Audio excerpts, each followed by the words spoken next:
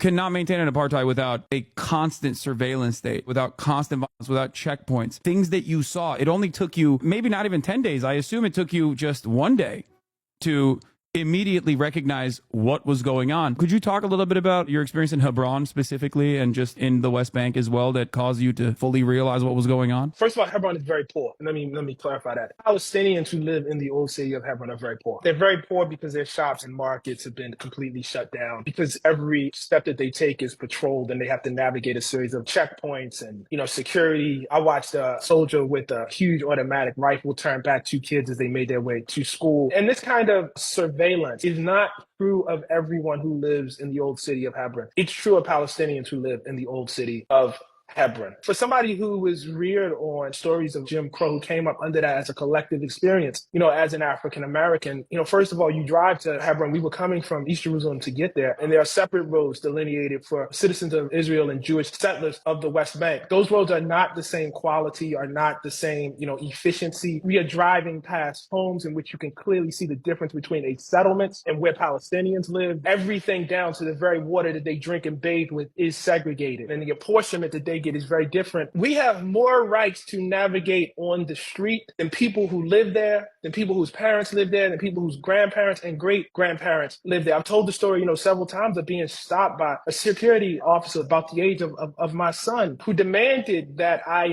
tell him my religion in order to be let pass. And this is actually more complicated and more sinister than it sounds, because I got to the point where my grandmother was a Christian and he let me pass. But had I had an Arabic name, had I had an Arabic look about me, or had I been, Palestinian, I wouldn't have got past at all. For instance, why a Palestinian Christian? My religion would not matter. See, this is when you start buttressing up against the racism and understand that even though somebody's asking a question about religion, they really aren't asking, do you accept Jesus Christ as your Lord and Savior? That's not what they're asking. You don't need a degree in Middle East studies. You don't need, to be fluent in Arabic and Hebrew to understand what's going on. It's that clear.